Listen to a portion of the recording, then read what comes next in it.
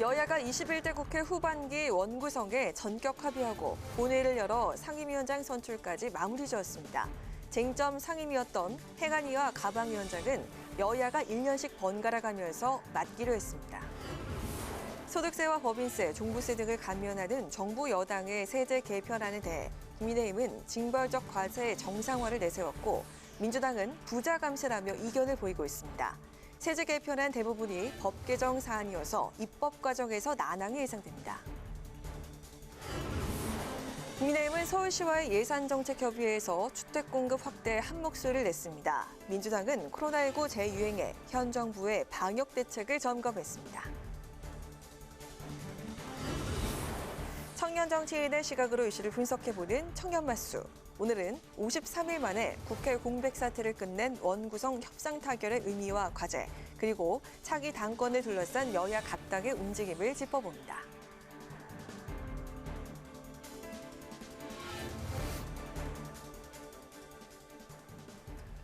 여러분 안녕하십니까? 7월 22일 의정 종합뉴스 뉴스엔 시작하겠습니다. 21대 후반기 국회 원구성이 53일 만에 완료됐습니다. 운영위와 법사위 등 7개 상임위는 국민의힘이, 정무위와 교육위 등 11개 상임위는 더불어민주당이 맡기로 했습니다.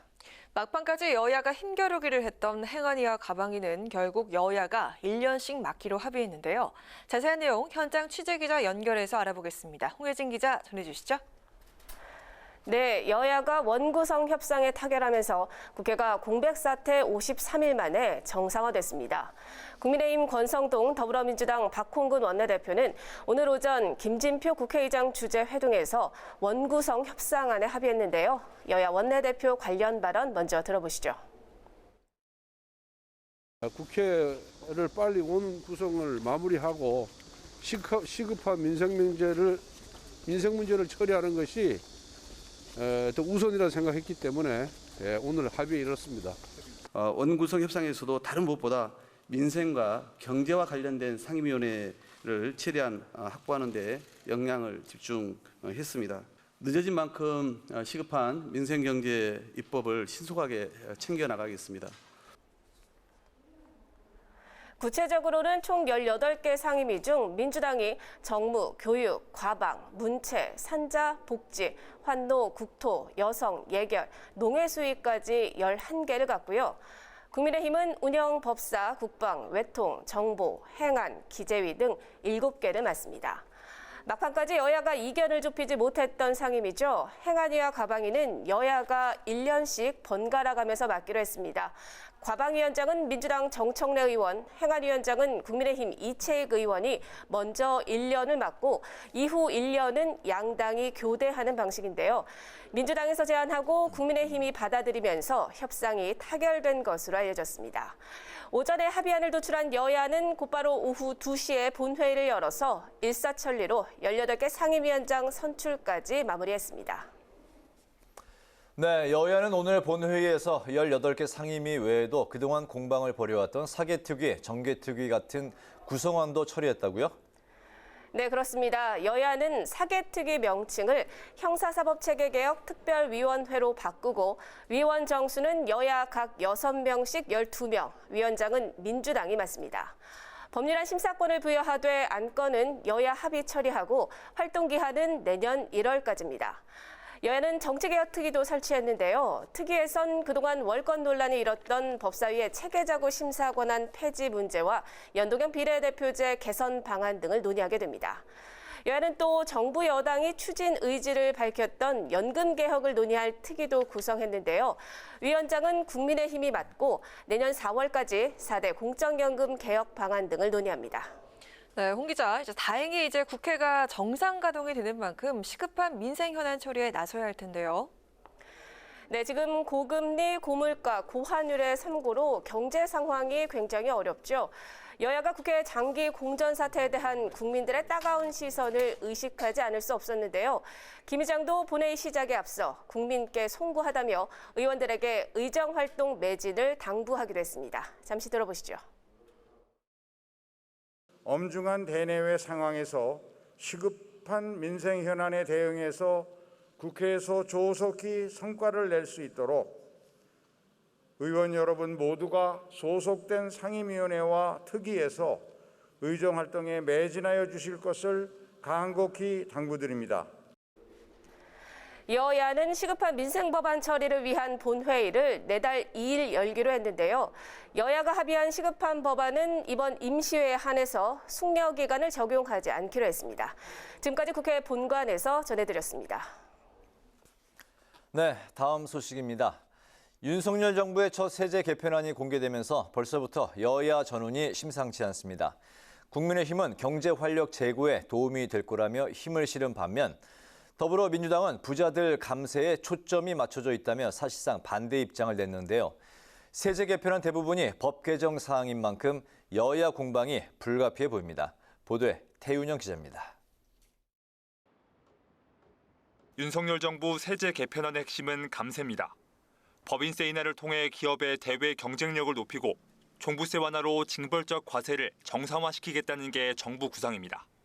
국제적인 스탠다드에 좀 맞춰가지고 우리 기업의 이런 대외 경쟁력도 강화하고 부동산 관련된 것은 이런 거래나 보유에 관한 좀 징벌적 과세를 좀 정상화시켜서 국민의힘 역시 정부의 세제 개편 취지에 뜻을 같이 했습니다. 특히 법인세 완화를 통해 기업의 투자 여력이 늘어 경제 활력에 도움이 될 것으로 내다봤습니다. 옛날 미국에서도 레이건 대통령 때 레이거노믹스 그래가지고 감세를 많이 하니까 그 시간이 좀 지나니까 기업들이 투자로 이루어져서 새로운 일자리가 나오고 이제 미국의 경제가 굉장히 호황으로 왔었거든요. 더불어민주당은 이번 세제 개편안을 부자 감세라고 규정했습니다. 특히 정부가 법인세 최고 세율을 25%에서 22%로 낮추겠다는 것을 두고 소수의 대기업만이 감세 혜택을 볼 수 있다고 비판했습니다. 3천억 이상의 과표 기준으로 이익을 내는 기업은 전체 법인 83만 개 중에 84곳에 불과합니다.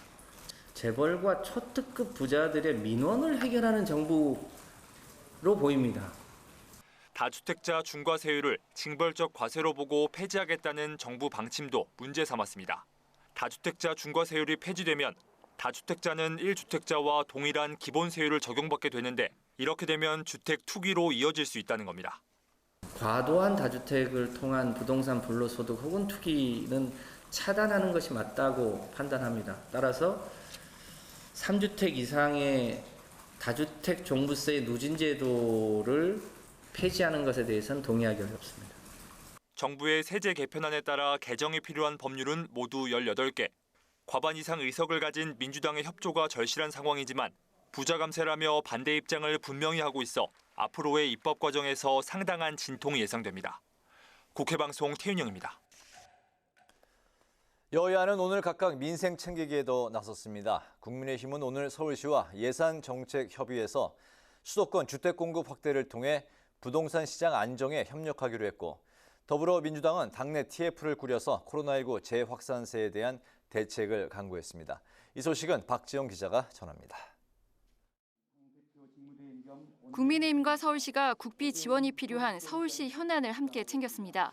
초점은 최대 현안인 부동산 문제 대책에 맞춰졌는데 국민의힘은 지난 10년 박원순 시정과 문재인 정부의 부동산 정책 실패가 집값 상승의 원인이 됐다고 진단했습니다.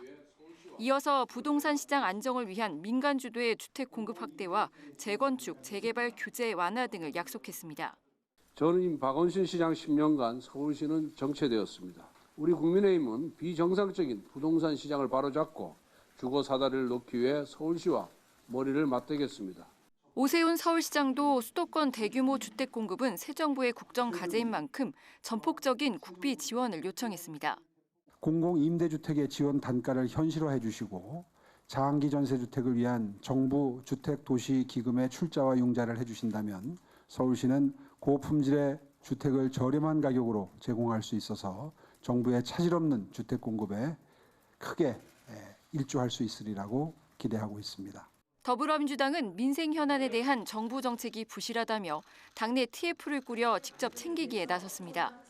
오늘은 뚜렷해진 코로나19 재유행세를 점검했는데 코로나19 재유행 대책 TF는 오늘 첫 회의를 통해 정부의 방역 강화를 주문했습니다. TF는 하루 확진자가 30만 명에 달할 수 있다는 전문가의 예측이 나올 만큼 코로나 재확산세가 심각한데도 정부의 방역 대책은 미흡하다고 우려를 표했습니다. 그러면서 고위험군을 중심으로 한 백신 추가 접종과 격리 치료에 만전을 기해 코로나 확산세를 막아야 한다고 강조했습니다. 과학 방역을 하겠다고 큰 소리 치더니 결과적으로는 국민들에게 각자 알아서 살아나라는 그런 각자 도생 방역이 되고 말았습니다. 윤석열 대통령과 방역당국이 과학 방역 타령만 하면서 안일하게 대응함으로써 코로나 재확산에 속수무책이라는 비판이 거센 상황입니다. 원구성 타결로 국회 공백 상태를 마무리 지은 여야. 상임위와 특위 등 입법 활동에 앞서 국민 삶과 직결된 민생을 직접 챙기면서 민심 잡기 주도권 경쟁을 이어가고 있습니다. 국회 방송 박지영입니다. 최근 예측할 수 없는 기후 변화에 전 세계가 몸살을 앓고 있습니다. 특히 농촌이 직격탄을 맞았는데 농업용수 부족으로 농작물 생산에도 차질을 빚고 있습니다. 이에 효율적인 농업용수 관리 방안을 논의하는 자리가 국민의힘 성일종 이양수 의원 공동 주최로 열렸는데요. 강민지 기자가 다녀왔습니다. 올해 봄 가뭄에 이어 국지성 폭우까지 알 수 없는 기상이변에 농가에 비상이 걸렸습니다. 극심한 가뭄 지속에 올봄 전국 평균 강수량은 평년의 62% 수준. 해마다 농업용수 확보에 어려움을 겪는 지역이 많아지고 있지만 농업계는 정부의 통합 물관리 정책 추진엔 농업용수가 후순위로 밀렸다고 우려했습니다. 농업용수, 농촌용수를 바라보는 시각에서의 차이가 농업인들과 농촌에 있는 분들과 이 타 분야에 있는 분들과는 너무 극명하게 차이가 있다라는 부분이 가장 크게 느꼈다라는 거죠. 자기들만의 방식으로 끌고 가기 위해 때문에 모른다라는 겁니다. 공업용수와 식수 등 통합적인 물 관리를 위해 지난 2019년 출범한 국가물관리위원회의 31명 민간위원 중 농업계 대표는 1명에 불과하다는 설명입니다. 농업계는 농업용수가 국가물 사용량 중 40% 이상을 차지하는 만큼 곧 새롭게 구성할 국가물관리위원회 2기엔 농업인 참여를 높여야 한다고 강조했습니다. 통합 물관리를 이야기하면서 여전히 이 농업과 농촌에 대한 부분들이 여전히 많이 배제되고 있구나라는 생각이 들었어요.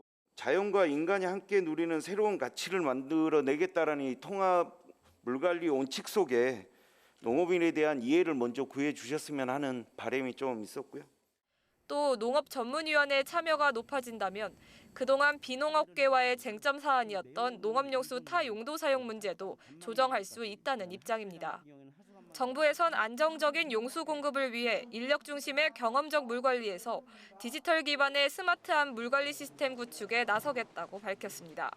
ICT 기반으로 실제 수용량과 공급량을 분석해 농경지에 필요한 농업용수의 적정량을 마련하겠다는 계획입니다. 불확실성을 사전에 예측하고 발생 상황에 따라 이제 실시간으로 통합해서 대응하기 위한 이수, 치수, 환경 전분화에 걸친 AI, IoT, 디지털 트윈 기술의 접목이 반드시 필요합니다. 스마트 물관리를 빠른 시일 내에 실현하겠습니다. 국민의힘도 농업용수 관리는 민관이 합심해 해결해야 한다며 정책위원회 차원에서 농민 목소리가 반영될 수 있도록 노력하겠다고 밝혔습니다. 국회 방송 강민지입니다. 더불어민주당의 민주유공자법 제정 재추진 방침에 국민의힘이 운동권 셀프특혜 법안이라고 비판을 하면서 공방이 벌어졌습니다. 권성동 국민의힘 대표 직무대행은 오늘 원내대책회의에서 민주유공자법 입법 혜택을 당사자의 자녀가 얻을 가능성이 높아 입시 채용의 공정성을 훼손할 수 있다며 민주유공자법 제정에 반대했습니다. 우원식 더불어민주당 의원은 기자회견을 통해 법안엔 다른 유공자법과 마찬가지로 대입 특별 전형을 의무화하는 조항이 없다며 국민의힘 측 주장은 허위 사실이라고 반박을 했습니다. 국민의힘은 문재인 정부가 탈북 어민 강제 북송 사건과 관련해서 탈북 어민을 흉악범으로 단정해놓고 북송 작전을 펼쳤다는 의혹을 제기했습니다. 국민의힘 국가안보문란실태조사TF는 오늘 기자회견을 열고 문재인 정부가 살인을 한 탈북민 선박이 남하하고 있다는 선입견을 갖고 미리 북송을 논의한 정황이 보인다고 주장을 했습니다. 이어 사실을 확인할 수 있는 모든 자료를 공개해야 한다며 국가정보원이 감청 정보와 선박 사진 등 원천 자료를 국회에 보고할 것을 요구했습니다. 우상호 더불어민주당 비상대책위원장은 윤석열 대통령이 통일부 업무 보고를 당일 연기한 데 대해서 우려를 표명했습니다. 우 위원장은 오늘 비대위 회의에서 국정 운영의 최우선 일정인 부처 업무 보고가 어떤 과정을 통해 연기가 됐는지 소상히 밝혀야 한다고 밝혔습니다. 또 대통령과 장관이 단둘이 밀실에서 업무 보고를 하는 것도 국민의 알 권리를 침해할 수 있다고 보였는데 당일 부처 업무 보고를 연기하는 상황에 아마추어 정부라는 생각이 든다고 말했습니다. 이광재 35대 국회 사무총장이 취임식을 갖고 공식 업무에 돌입했습니다. 국회 본회의에서 임명안이 통과된 이신임 사무총장은 국회의원 300명의 정책 세미나 활동이 국민에게 더 많이 전파되고 더 나은 국회가 될 수 있도록 노력하겠다고 말했습니다. 또 미중 갈등은 우리 운명에 결정적인 영향을 미칠 것이라며 외교 활동에 각별한 지원을 펼치겠다고 강조했습니다. 이신임 사무총장은 참여정부 초대 국정상황실장을 지냈으며 지난 17, 18대 국회의원을 거쳐 강원지사 등을 역임했습니다.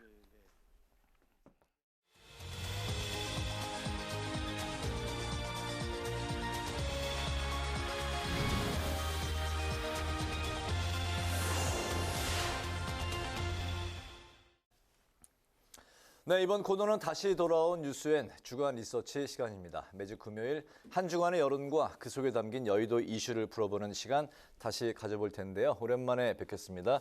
배종찬 인사이트 K 연구소장 자리였습니다. 잘 지내셨습니까, 소장님? 안녕하십니까. 반갑습니다. 예. 네. 언젠가 다시 볼 줄은 알았는데 예. 네. 다시 보니까 정말 반갑네요. 뭐 영화 터미네이터도 아비백 돌아오리라 이런 게 있는데 네. 저는 뭐 국회 TV를 너무 사랑하고 네. 또 신동진 앵커와 또 호흡을 맞출 때가 네. 정말 제 방송 생활 중에서 네. 가장 기분 좋은 추억이기 때문에 돌아오게 돼서 너무 기쁨을 금할 게 없습니다. 네, 저도 기대가 큽니다. 자, 본격적으로 이제 시작을 할까요? 집권 2달 차 윤 대통령과 국민의힘 지지율이 빨간불이 켜진 이제 상황인데요. 한국사회여론연구소 여론조사 결과로 추이를 살펴보도록 하겠습니다. 한번 그래프 크게 확대해 주실까요?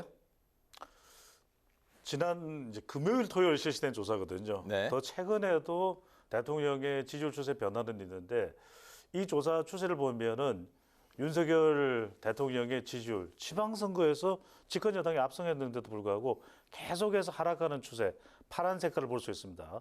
가장 최근 조사는 잘하고 있다는 긍정평가 32%, 네. 부정평가는 무려 63.7%로 나타났습니다. 이게 2달간의 변화인데 네. 이게 부정이 42.7%에서 63.7, 20%포인트 넘게 이제 올라갔고. 그렇습니다. 긍정이 50.1에서 32.0%포인트니까 이게 20% 정도 가까이 네. 예, 빠졌네요. 큰 폭의 변화죠. 아직 임기 3달이 되지 않은 윤석열 대통령의 임기인데도 불구하고 이렇게 지지율이 급락하는 상황은 네. 뭐 인사 문제다, 경제 문제, 또 정치적으로 워낙에 양극화돼 있으니까 지지율을 끌어올리기 힘들다. 또는 이제 김건희 여사 논란도 있고요. 또 네. 도어 스태핑이 너무 민감하다. 이런 평가도 있는데 무엇보다도 윤석열 대통령의 태도로 보입니다. 심지어는 지지층인 TK, PK, 60대, 70대 이상 가정주부층에서도 이탈하는 모습이 나오는 것을 보면 네. 다른 것보다도 경상도 쪽에서는 윤석열 대통령 스타일에 대해서 와그라노 더 잘해야 되는데 네. 이런 대통령의 태도, 네. 인식 이 부분이 최근에는 또 대통령실의 인사 채용과 관련해서도 부정적인 여론이 만들어지면서 치명적인 타격을 대통령 국정수행 지지율에 영향을 준 것으로 풀이됩니다. 네, 젊은 층에서 특히 이제 많이 빠지고 있고 또 중장년층도 상황이 아주 별로 좋지 않은 그 상황인데요. 이 추세가 언제까지 이어질 걸로 우리 소장님은 판단하십니까? 최근에도 윤석열 대통령의 지지율이 일종의 기술적 반등, 네. 심적 반등, 이렇게까지 떨어지면 안 되는데 하는 지지층의 또 위기감에 따른 결집도 있거든요. 네. 그래서 살짝 또 반등하는 추세를 읽을 수 있는 여론조사 결과도 있는데 네. 윤석열 대통령은 대선 운동할 때 보면 어퍼컷이 있었거든요. 그렇죠. 네. 어퍼컷이 있었는데 네. 정치적 자극을 받을 때 어쨌거나 윤석열 대통령의 지지율이 움직일 수 있다. 그렇다면 8월 말 네. 더불어민주당 전당대회가 있을 때 다시 한 번 더 이재명 전 당대표가 될지 어떨지는 우리가 더 지켜봐야 되겠지만 이런 정치적인 또 대결 구도가 만들어질 때 윤석열 대통령의 지지율이 바뀔 수 있는데 근데 이건 근본적인 또 더 본질적인 지지율의 상승은 아니거든요. 네. 무엇보다도 빨리 경제 또 미래지향적인 대통령의 인식, 태도가 더 강조되면서 지지율이 올라가는 것이 더 바람직한 것이죠. 알겠습니다. 이미 바닥을 찍었다는 이야기도 들리고 있는 상황인데 네. 다음 주 조사는 또 어떻게 나오는지 네. 결과 한번 또 지켜보도록 하겠습니다. 다음 여론조사는 최근 전국의 뜨거운 이슈인데요. 탈북어민 북송 사건 관련 결과입니다. 여권의 문정권 안보 문란 주장 그리고 이제 문정부의 당시 탈북어민 조사가 이제 충분했느냐 네. 두 가지 좀 그 상반된 그런 질문에 대한 결과인데 결과가 어떻게 나왔나요? 아주 이 결과가 의미심장합니다. 네.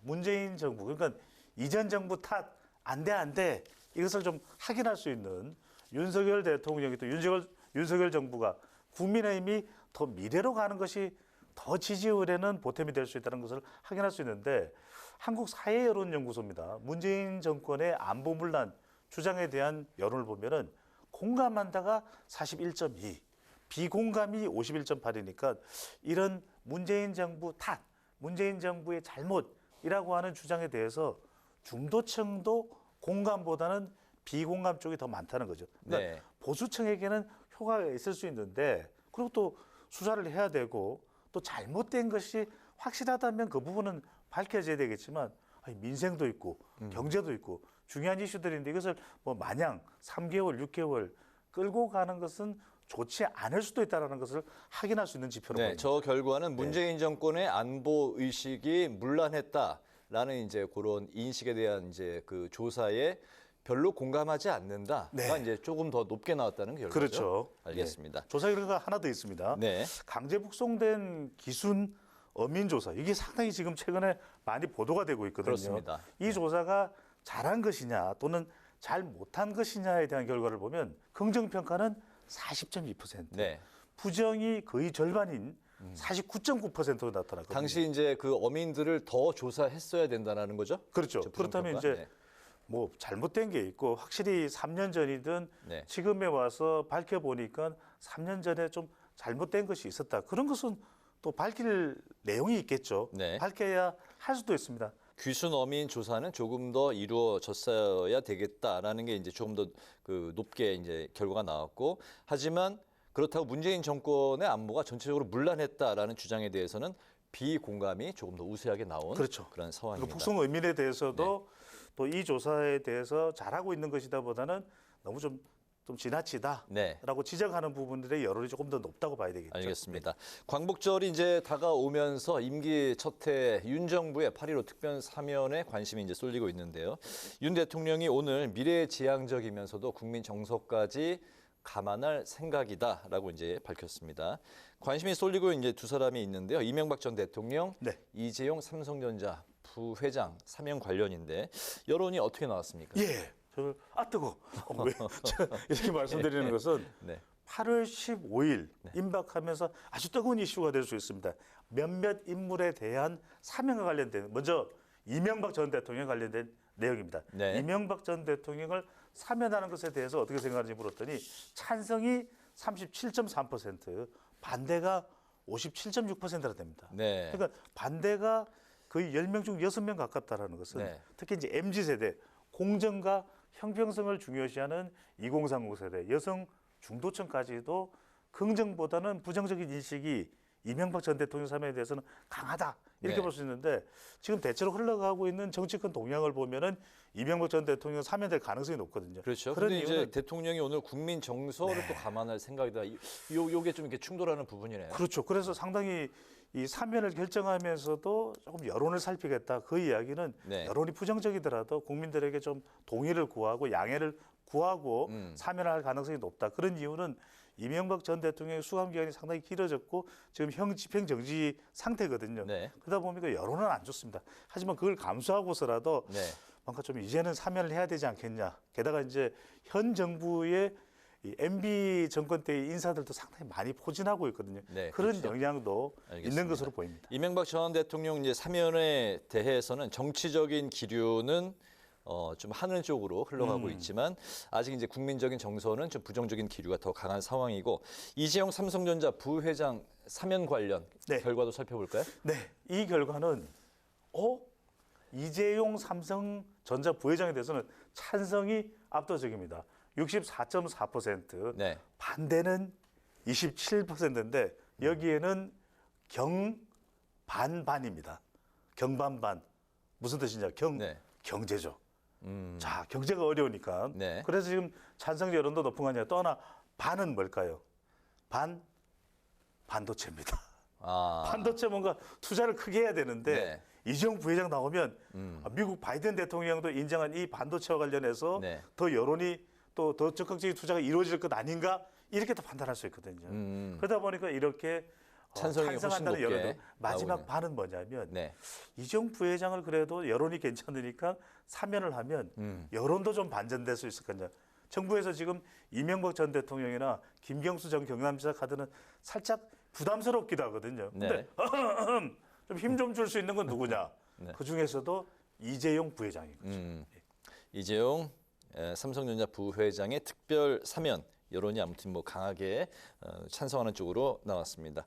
이번 주 그 뉴스엔 주간 리서치 오랜만에 이제 배종찬 인사이트 K 연구소장 함께 했는데요. 여기서 마무리할까요? 다음 주에 또 뵙겠습니다. 계속 뵈야죠. 쭉 가겠습니다. 네, 고맙습니다. 고맙습니다.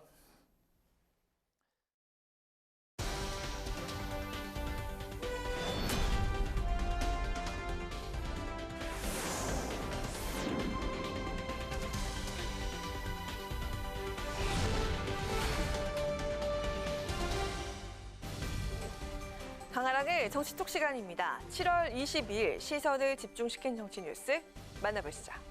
첫 번째 정치톡은 신뢰도 낮은 제보입니다. 바로 이틀 전이었죠. 2019년 탈북어민 강제 북송 사건 등을 조사 중인 국민의힘 국가안보문란 실태조사 TF가 탈북민들을 국회로 초청해서 간담회를 열었습니다. 그리고 이 자리에서 언론과 국민의 눈길을 끈 주장이 나와서 관심이 집중됐죠. 바로 강제 북송됐던 2명의 탈북어민이 그동안 알려진 것처럼 16명을 살해한 흉악범이 아니라 탈북민을 돕던 브로커였던 것입니다. TF 위원장인 한기호 의원은 동석한 탈북민들이 북한 현지 주민과 통화에 들은 내용이라며 당시 문재인 정부의 발표는 허위라고 주장했습니다. 그리고 어제 교섭단체 대표연설에 나섰던 권성동 직무대행도 탈북 어민이 살인자라는 북한의 일방적 주장을 제대로 된 검증 없이 사실로 공인했다면서 역시 문재인 정부에 대한 공세를 이어갔습니다. 이에 대해 민주당은 국민의힘이 탈북민들의 카더라식 발언만 가지고 어처구니 없는 주장을 하고 있다라고 비판했습니다. 당시 우리 군의 특수정부와 탈북 어민의 자백을 통해 살인자임을 확인한 사실이라며 정부 합동신문 자료를 공개하자고 나섰는데요. 이후 국민의힘 기류가 조금은 달라진 분위기입니다.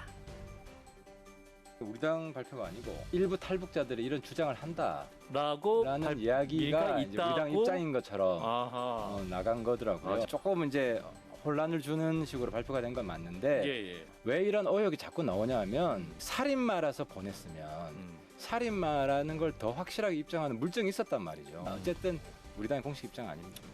그때 우리 TF 회의에 그 북한에서 오신 탈북민들도 참가했는데 그분들이 말만 가지고 살인자가 아니었다, 뭐 브로커였다, 그들이 말이 신뢰할 수 있는 그런 소스냐, 전 완전히 신뢰할 수 있는 그런 자료는 아니다 이렇게 말합니다. 여러 정황상으로 놓고 볼 때 만약 우리가 아무리 사건을 조작하고 왜곡하고 한다고 해도 사람을 죽이지 않았는데 죽였다고 자백할 사람은 있을까요? 강제 북송된 어민들이 탈북 브로커란 주장은 국민의힘의 공식 입장이 아니다. 간담회에서 언급한 탈북민들의 제보가 완전히 신뢰할 수 있는 자료라고 할 수는 없다. 국민의힘 하태경 의원과 태영호 의원은 이렇게 언급을 하면서도 살인자인지 아닌지로 갈 게 아니라 사건의 본질인 북송 과정에 집중해야 한다고 강조했습니다. 국민의힘 국가안보문란 TF도 오늘 기자회견을 열고 강제 북송 과정을 규명해야 한다며 국정원의 SI 감청 자료와 합동 신문 자료 공개를 촉구했습니다. 출처도 신빙성도 불투명한 제보들 속에 논란과 의혹만 계속되고 있는 탈북어민 강제 북송 사건. 현재 진행 중인 검찰 수사에서 과연 진실을 규명해낼 수 있을까요? 네, 이어서 두 번째 정치톡은 이 사람도 사면입니다. 다음 달 15일 광복절을 맞아 윤석열 정부가 특별 사면을 단행할 예정입니다.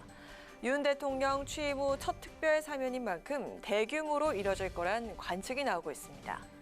이명박 전 대통령과 이재용 삼성전자 부회장 등 정재계 주요 인사들이 사면 대상으로 거론되는 가운데 야권에선 김경수 전 경남지사의 사면도 요구하는 분위기입니다.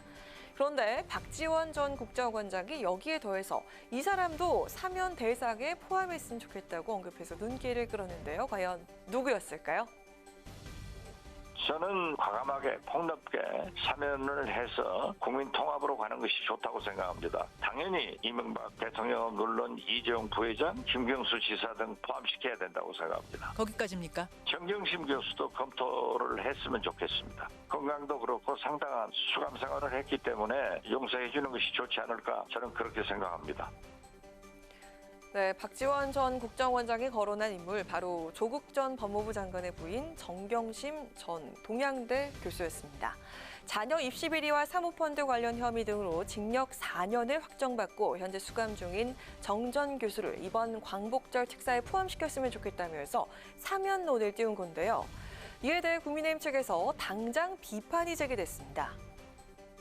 그분은 잡범이죠. 정경심 교수가 무슨 정치보입니까? 자기 자식들을 좋은 대학 보내기 위해서 서류를 위조해서 이 부정 입학시킨 거 아닙니까? 박 전 원장이 조국 전 장관이나 정경심 교수에게 무슨 마음의 빛이 있는지 모르겠으나 정경심 교수까지 사면에 포함해달라는 것은 제가 볼 때 굉장히 맞지 않는 일이라고 생각합니다. 국민의힘 비전 전략실장을 지낸 김근식 교수, 정경심 전 교수를 잡범이라고 평가를 하면서 박지원 전 국정원장이 거론한 사면론은 말도 안 되는 주장이라고 일축했습니다. 한편 윤 대통령은 8.15 광복절 특별 사면론과 관련해서 사전에 언급을 않는 게 원칙이라면서 신중한 입장을 보여왔습니다. 오늘 출근길 문답에선 미래지향적으로 가면서도 현재 국민들의 정서에 신중하게 감안할 생각이라고 밝혔습니다.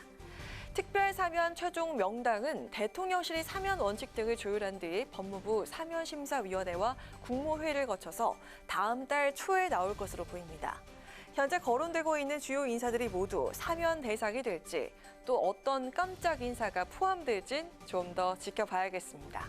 지금까지 강아랑의 정치톡이었습니다.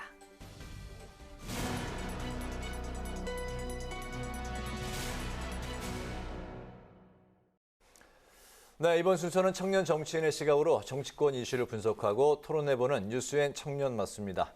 청년 마수 오늘 새 가족을 소개하겠는데요. 다시 돌아온 권지웅 더불어민주당 전 비대위원 그리고 문성호 국민의힘 대변인 두 분 나오셨습니다. 안녕하십니까? 네, 반갑습니다. 안녕하십니까?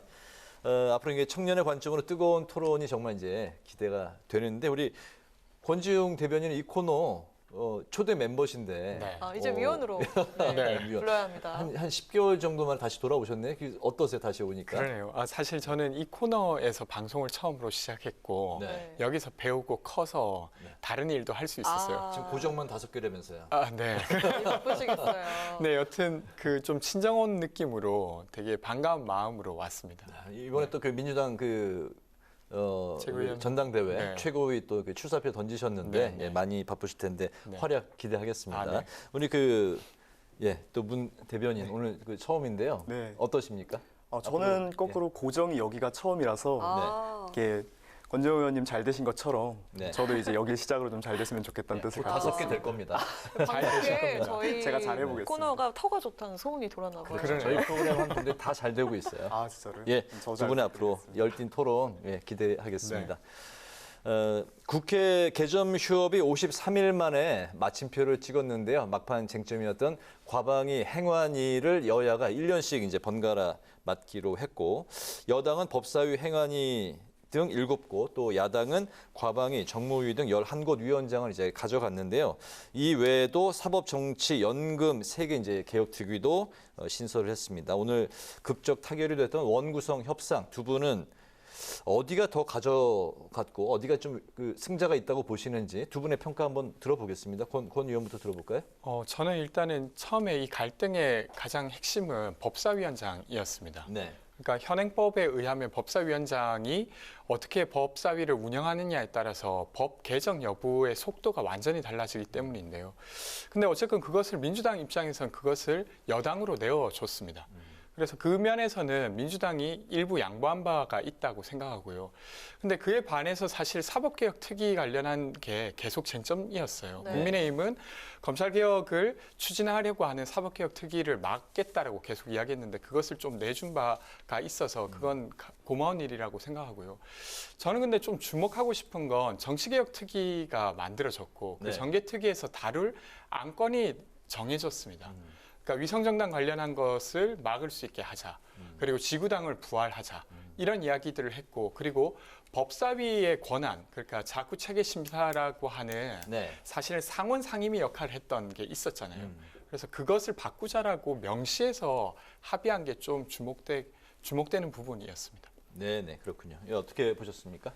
뭐 어디 쪽에 더 가져갔다 이런 걸 평가하는 건 옳지 않은 것 같고요. 네. 다만 이제 정말 오랜 시간이 걸려서 국회가 통과됐지 않습니까? 그동안 지금 민생 현황이 많이 쌓여 있는데 조속히 빨리 이런 게 처리가 되었으면 좋겠고요. 제가 다만 걱정이 되는 부분은 말씀하셨던 것 같이 이런 법사위 문제가 저번부터 민주당에서 이제 국민의힘이 법사위원장을 맡기로 협의를 했음에도 이 과정에서 자꾸 잡음이 나왔었지 않습니까? 네. 그런데 이번에 보시면은 과방위하고 행안위가 1년마다 번갈아 가면서 바뀌도록 합의가 되었습니다. 근데 이런 기존에 합의되었던 것을 나중에 이제 그 시기에 가서 또 지키지 않고 잡음이 나온다라면 결국 어떤 이러한 고통은 국민들에게 전가될 수밖에 없기 때문에 이런 1년씩 번갈아 가면서 진행하는 것이 꼭 협의를 지켜나갈 수 있도록 이렇게 여야에서 해주셨으면 좋겠습니다. 네, 민주당이 제안한 걸 이제 국민의힘이 받은 걸로 이렇게 전해지는데요.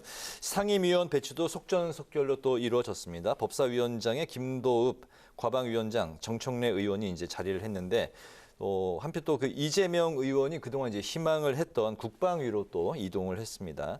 눈에 띄는 그 배정이 또 이외에 있을까요? 어떻게 보셨나요? 저는 아직 상임위 배정에 대해서 막 자세히 살펴본 바는 아니어서 네. 더 말씀드릴 건 없는데 어쨌건 이제 과방위와 그 과방위 관련해서는 이번에 그러니까 언론 관련한 이야기를 좀 풀어야 되는 거잖아요. 그러니까 네. 언론 관련해서 경영진의 어떤 추천 관련한 문제를 이번에 풀 수 있어야 될 텐데 그것이 좀 잘 풀려지길 기대하고 있고요.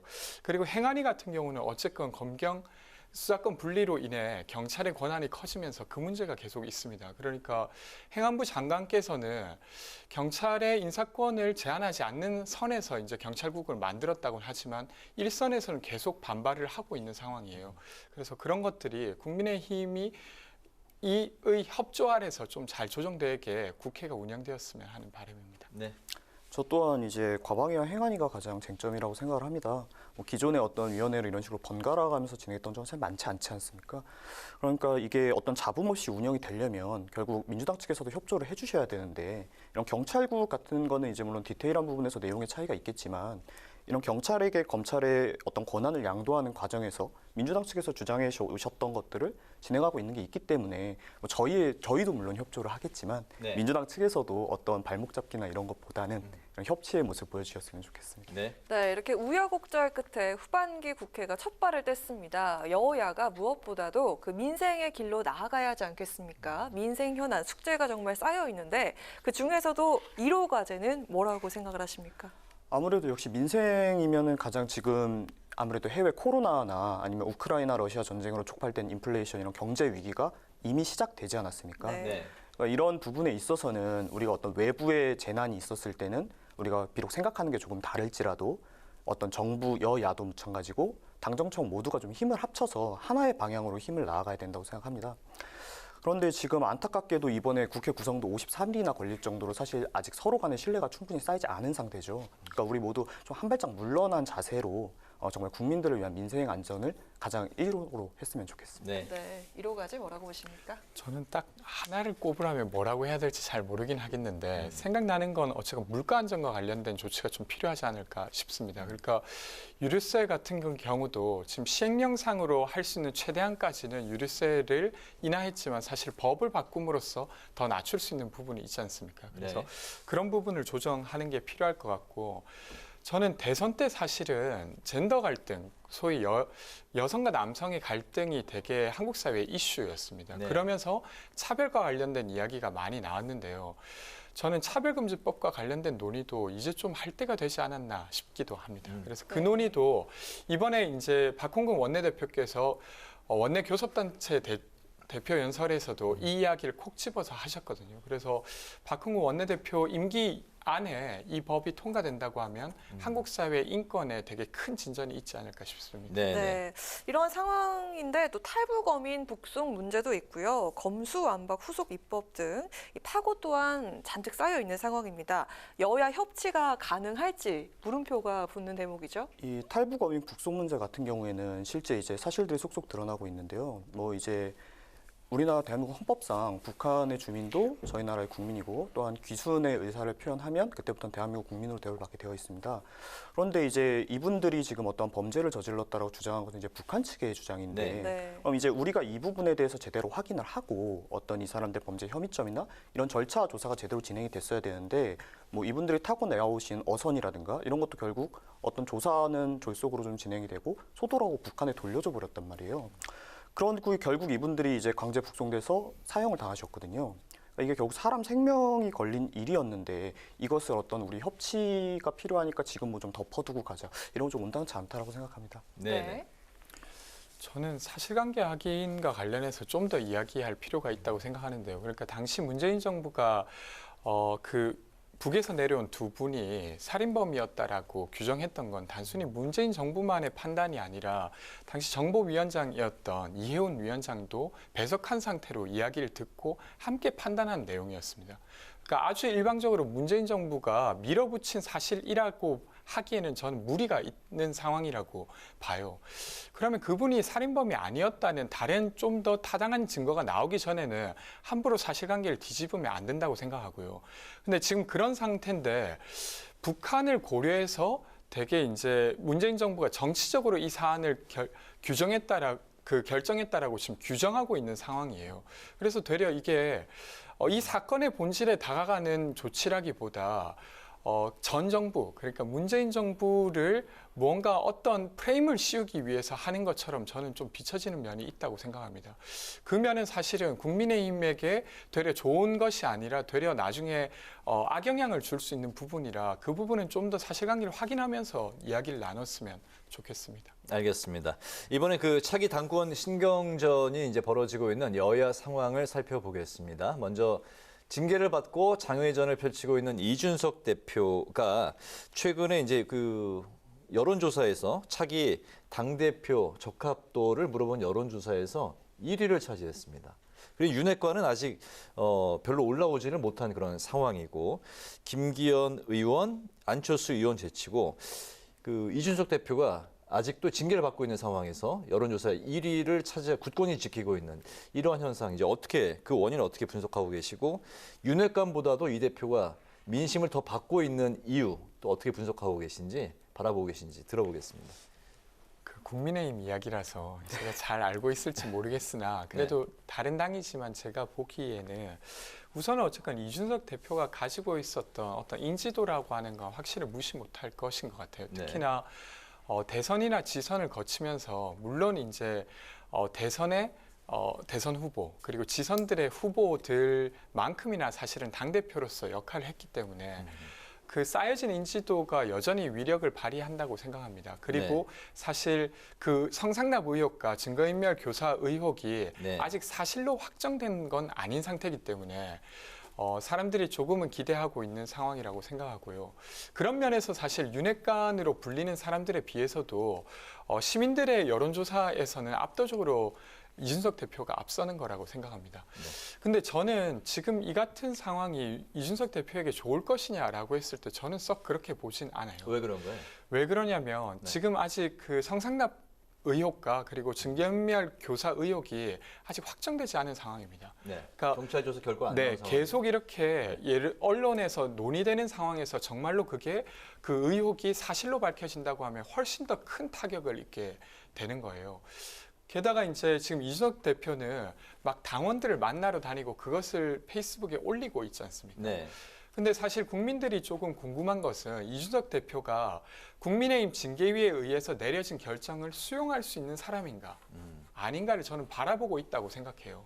사실관계가 아직 나오진 않았지만 그 결정을 좀 존중한다고 하면 그 어떤 수사 결과가 나오기 전까지는 좀 자중하는 모습이 좋겠다는 생각이 저는 드는데 네. 그런 모습이 전혀 보이지 않는 상태에서 여론조사가 돌아가고 거기에서 또 유력 주자로 이야기되는 게 장기적으로 봤을 때 좋을지는 좀 더 지켜봐야 될 것 같습니다. 정치인이 잊히는 게 가장 두렵다라는 말, 그렇죠. 그 말이 있던데요. 네. 경찰 조사 결과 또 언제 나올지 모르니까 그때까지 또 이제 조용히 지내기는 또 이제 좀 그럴 수도 있겠다는 생각이 듭니다. 저는 이제 궁금한 게 징계 직후에 여론조사에서 징계가 잘 됐다. 그리고 오히려 6개월 징계가 미흡했다. 이게 징계가 잘못된 거다라는 그 조사보다 그런 여론보다 훨씬 높았거든요. 근데 또 당대표 적합도에서는 또 계속 국권이 1위를 지키고 있는데 이게 서로 어떻게 보면 좀 충돌할 수도 있는 그런 지점인 것 같은데 어떻게 보세요? 저는 그 이제 앞서 말씀하셨던 징계가 이제 좀 더 징계를 한 것이 옳았다라는 그 결과가 세부 내용을 보니까 성향이 이것을 더 끌지 않고 여기서 결론 낸 게 다행이다라는 것도 결국에 징계가 옳았다라는 쪽으로 같이 들어갔더라고요, 조사가. 네, 그렇죠. 그러니까 결과적으로 이 대표가 지금 한 잘못에 대해서 징계를 하는 게 맞느냐 아니냐가 아니라 지금 이런 당내 내용 상황이 결정 지어지고 끝나는 것이 좋다라고 생각하신 게 있었기 때문에라고 생각을 하고요. 네. 이 당대표 여론에서는 이번에 보시다시피 전 지역 그리고 전 연령 그리고 성별을 가리지 않고 이준석 대표가 이제 1위를 하셨지 않습니까? 그렇죠. 네. 이런 것은 결국에 지금 그동안 지선과 대선에서 이 대표님께서 보여주셨던 역량에 대해서 국민들과 지지자들이 기대하고 있는 것이 있는 것이고 그 이전에 이제 안타깝게도 저희 당이 이번에 대선과 지선 전까지는 선거에 계속 패배했지 않습니까? 계속 패배했던 이유는 결국 가지고 있었던 어떤 구태적인 이런 이미지를 탈피하지 못했던 것이 있는데 이준석 대표의 어떤 이런 개혁 드라이브, 이런 공정 담론, 아까 얘기하셨던 이런 젠더 갈등, 젠더 담론 이런 것도 기존에 저희 정당이 하던 방식과는 다르게 가져오셔서 결국에 젊은 층과 뭐 이런 다양한 층의 지지를 끌어내지 않았습니까? 네. 그러니까 이런 부분에 대한 기대감이 있다라고 저는 생각합니다. 네. 네, 권성동 원톱 리더십이 흔들리고 있습니다. 또다시 조기 전대론과 비대위론이 솔솔 불고 있는 국민의힘인데요. 장제원 의원과 안철수 의원은요, 건대에게 힘을 실었습니다. 하지만 이견이 나오고 있죠. 김기현 의원은 건대행 체제 때리기에 나서고 있는데 우리 여야 청년들 어떤 시선 갖고 있는지 들어보도록 하겠습니다. 먼저 권지웅 의원님. 그러니까 지금 당대표가 역할을 하지 못하는 상황을 놓고 이것을 사고로 해석할 것이냐 아니면 거리로 해석할 것이냐로 이제 다투고 있는데 저는 권력관계 이전에 사실은 국민의힘에서 사실은 이것은 사고로 보는 게 당헌당규상 맞다라고 일단 내린 바가 있지 않습니까? 그리고 그것을 의총에서까지 추인한 상태이기 때문에 이걸 가지고 권력 다툼을 하는 것은 저는 이걸로 흔들기를 하는 측의 면에서 보더라도 별로 좋아 보이진 않아요. 그러니까 쓸데없이 트집을 잡는 듯이 보이기도 하거든요. 그래서 이 부분이 아니라 다른 비전으로 다툰다든지 이렇게 하는 것이 좋지 않을까 싶습니다. 네, 문성호 대표님. 저도 이제 공감을 하는 게 이런 국민 여러분들께서 우리 당내 갈등에 대해서 우려의 시선을 많이 보내고 계세요. 어쨌든 이제 당대표가 사고 상태인 것으로 얘기하셨다시피 저희 당에서 결정을 내렸고 이제 대행 체제가 갖추어지고 있는데 이것을 또 흔들려고 한다면 결국에는 국민들이 결국 어떤 우리의 입속 다툼으로 보일 우려가 있습니다. 그렇기 때문에 어떤 이제 이준석 대표의 거취가 앞으로의 검찰 수사 관계나 이런 게에서 사실관계가 나올 때까지는 지금의 체제가 굳건히 진행돼야 된다고 저는 생각을 하고요. 다만 이제 이런 당대표 당원권 정지라는 것이 워낙 전례가 없던 상황이기 때문에 당원 당규를 이제 또 본인들 이득대로 좀 해석하시고 싶어 하시는 분들도 계세요. 그렇지만은 지금 어쨌든 겨우 자리를 잡아가고 있는 이 체제를 흔들어서는 저는 안 된다 이렇게 생각합니다. 알겠습니다. 이번에 그 민주당 이제 살펴보면 비명계 당권 주자들이 본선 단일화에 이제 불을 지피고 있는 모습인데 다음 주 예비 경선을 앞두고 있는 상황인데 97그룹의 강병원 후보가 사전 결의를 제안을 했습니다. 이제 본선에 오른 그 두 후보가 단일화를 하자 이런 이제 제안인 것 같은데요. 다른 후보들은 글쎄요 이제 동상이몽의 그런 이제 분위기인데 이재명 의원 측은 이제 불편한 기세인 분위기고 그 강 후보의 제안 단일화에 대한 제안 본선에서의 그 어떻게 보세요? 저는 별로 좋지 않아 보였습니다. 어떤 면에서요? 왜 그러냐면 저는 이제 친명 반명을 넘어서 민주당이 어느 방향으로 갈 건가로 대결해야 된다고 생각했습니다. 네. 근데 그게 아니라 다시 이 단일화는 반명의 구도를 만드는 단일화로 읽혀요.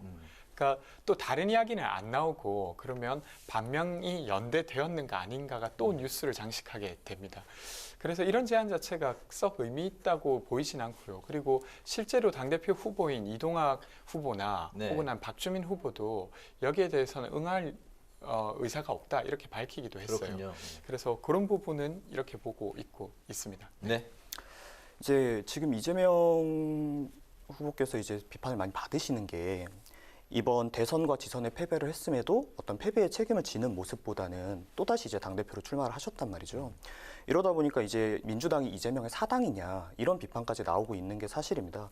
그렇지만 아마 민주당 내부에서도 이런 부분에 대해서 답답하게 생각하셨던 분들이 당연히 계셨을 거고 자성의 목소리를 내고 싶어 하셨을 거라고 생각합니다. 네. 아무래도 그런 분들께서 이제 좀 모여서 의견을 내려고 하시는 게 아닌가 저는 그렇게 생각하고 있습니다. 네. 네, 권지웅 의원께 여쭙겠습니다. 그 전대 최고위원 출사표를 던지셨잖아요. 어제 그 위원님을 비롯해서 당 청년 정치인들이 세력 교체를 외치셨습니다. 이게 다시 86 용태론을 띄우는 건지 궁금한데요. 어떻습니까? 세대 교체가 아니라 세력 교체라고 이야기를 했어요. 세력 교체. 네, 세력 교체. 이제 꼭 연령으로 구분되지 않는 어떤 네. 지향의 집단을 말하는 것이죠. 저는 이렇게 생각하는데요. 대한민국이 민주화 운동의 과정에서 많이 좋아졌습니다. 어쨌든 대통령도 직접 뽑고 지자체장도 직접 뽑는 나라가 되었죠. 근데 그때 독재 정부와 싸웠던 정치의 모습, 그래서 적이라고 하는 걸 상정하고 우리 편을 잘 모아서 이겨냈던 정치가 한국 사회에 필요했어요. 근데 지금도 그 정치만으로 지금의 문제를 풀 수 있는가? 예를 들면 적과 아를 구분하는 것은 옳고 그름의 문제에 빠지기 쉬워요. 근데 최저임금 인상에 관한 문제 혹은 아니면 비정규직의 정규직화 문제는 옳고 그름의 문제로만 바라보면 풀기가 되게 어렵습니다. 그러니까 다양한 이해관계자가 있다고 전제하고 거기에 대한 해법을 찾아 나가는 것이 필요한데 저는 그것을 민주화 이후 세대의 새로운 정치라고 부르고 싶어요. 민주화 세력에서 다른 세력으로 만들어야 된다는 건가요? 어떤 세력 말씀하시는 건가요? 그래서 저는 민주화 이후에 우리가 겪고 있는 여러 문제 중에 가장 핵심적으로는 불평등 문제와 격차 문제가 있습니다. 이런 문제를 풀 수 있는 새로운 정치 세력이 민주당 내에 있어야 된다고 생각해요. 그래서 그런 세력으로 정치를 좀 교체하자는 이야기를 드리면서 출마하게 되었습니다. 그렇군요. 네, 민주당 청년들의 세력 교체 이야기 어떻게 들리십니까? 이제 저도 다른 당에 있는 사람이지만 정말 공감 가는 이야기가 많았고 실제로 이제 민주당에서 어떤 청년 정치인을 어떻게 사용하는가 이것이 이번에 뭐 박지원 비대위원장의 뭐 인터뷰나 이런 곳에서 이번에 표현을 좀 격하게 쓰셨잖아요. 그냥 무시가 아니라 개무시 당했다 이렇게까지. 그런데 사실 이게 안타까운 게 뭐냐면 지금까지 기존의 민주당에서 어떤 청년 정치인에게 자리는 주지만 실제 그 자리를 가지고 있는 권한을 제대로 활용할 수 있게 해주지 못했다는 거예요. 사실 뭐 민주당만 비판할 것은 아닌 게 저희 당도 뭐 이준석 대표 체제가 들어오기 전까지는 별반 다르지 않았고 이런 식으로 청년 정치인을 소모하는 모습 여기에 당연히 기존에 뜻있는 어떤 자기가 바라는 사회 개혁을 원하는 청년들이 충분히 세력화가 돼야 된다고 저도 생각을 합니다. 그런 점에서 이 부분에 대해서 응원의 한 말씀을 보내고 싶습니다. 고맙습니다. 예, 오늘 아주 뭐 그 첫 방송, 네. 첫 대면이 아주 훈훈하게 마무리가 됐습니다. 오늘 반가워서 그런지 시간이 후딱 지나간 느낌이 듭니다. 오늘 그 청년 맞수에서는 국회 공백 사태를 끝낸 원구성 협상 타결 그리고 차기 당권을 둘러싼 여야 각 당 움직임을 중심으로 살펴봤는데요. 지금까지 권지웅 더불어민주당 전 비대위원, 문성호 국민의힘 대변인과 함께했습니다. 두 분 말씀 잘 들었습니다. 네, 감사합니다. 고맙습니다. 주말인 내일은 오늘보다 기온이 조금 떨어지겠습니다. 또 막바지 장맛비 소식이 있는데요. 전국의 하늘 흐린 가운데 저녁에 서쪽을 시작으로 차차 전국 곳곳에 비가 내리겠습니다. 비는 모레 밤에 대부분 그치겠습니다. 네, 오늘 뉴스에는 여기서 마치겠습니다. 편안한 주말 보내시기 바랍니다. 시청해주신 여러분 고맙습니다.